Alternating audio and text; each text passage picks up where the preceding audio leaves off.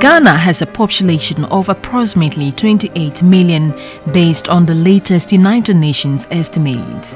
Over 842,600 are suffering from severe mental disorder, and a further 2,808 are suffering from a moderate to mild mental disorder. The treatment gap of the population with mental disorder is 98%. Recent data puts Ghana's doctor-patient ratio in the mental health sector at 1:1.7 million. Worrying as this may be, little attention is given to mental health care in the country. Ghana has 3 mental health facilities: the Accra Psychiatric Hospital, Ankafo Psychiatric Hospital, and the Pantan Psychiatric Hospital, all located in the southern sector of the country. Ghana successfully passed the Mental Health Act in March 2012 to address the challenges of mental health as a public health issue and also in the protection of the human rights of people with mental disorders. But what is the situation now? The Mental Health Authority, the body for ensuring adequate and appropriate mental health service delivery and regulation in the country, are faced with numerous challenges. The LI is that which contains the funding mechanism, the mental health fund, either a new levy or part of existing levy. If you have that one, then all these issues will be resolved. Unfortunately, the LI is not being passed. Once the Minister of Finance appends the signature, then the parliamentarians can then put it in the LI and then they can pass it. Until then, we still have this challenge. The mental health system in Ghana has just not been given the assistance that it needs. There's been lots of lapses and there have been gaps, and these gaps have to be filled. And the Mental Health Authority has come in to help, fill these gaps. We've not had the resources to, move it to the level that we want to move it. If we had the resources available, I think the kind of impact, it would have been so visible to everyone.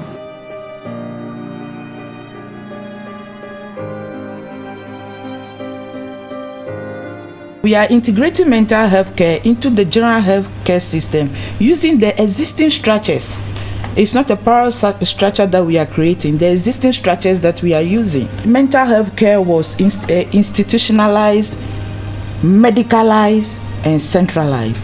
Okay. So if you have mental disorder family, it's mainly medicine. But now we have incorporated other forms of care. Formerly it was either little or none, but now we have incorporated other forms of management. Mental health care, as stated in the Act, is free.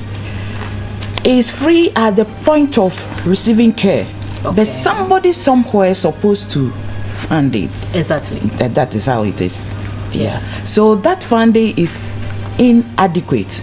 That is the challenge, the main challenge we are facing. Over the years, these facilities have been saddled with numerous challenges in churning out quality healthcare to patients. It's disturbing because the environment is not good enough for even people to sleep there. Okay, and that's our challenge. Anytime you enter the place, some people see the place and they weep because it's like a prison, if I should say, like a prison yard. Our lab, machine spoil. Those who will come and repair, they also said we are owing, so they will not come. Water problem, medication or drugs is not coming as it was supposed to be. Financial position in this hospital is very bad. So we came to a time that even the hospital decided to charge patients so that we will get something to feed those who are in.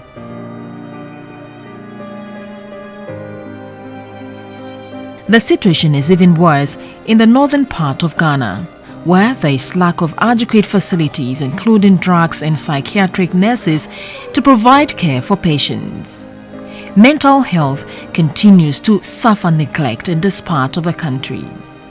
Some NGOs are supporting, but with much difficulty. Mental health services to be consolidated sustained and maintained in our system at all times and the rest. And that would mean support, concern, interest, and practical attention from all stakeholders. It means that it is not a project or a program that ought to be left in the hands of one initiator. In 2015, over 100,000 patients were seen at the outpatient departments of the 3 major mental health care facilities.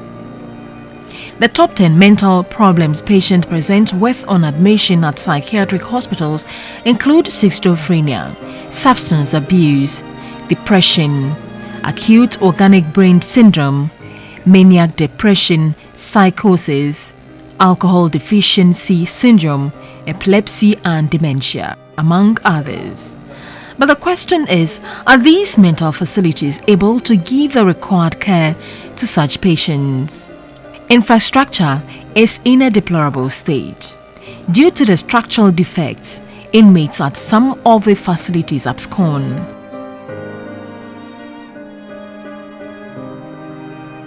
This roof at the Accra Psychiatric Hospital can easily be ripped off as the concrete is peeling off, exposing iron rods. Overcrowding is one major challenge confronting psychiatric institutions. Human resource is another challenge. Caregivers and nurses are at risk owing to poor security. Night nurses are not as much as the day nurses. So if there's aggression in the night, we don't know what to do. That's why sometimes we escape the morning dose and give it in the evening.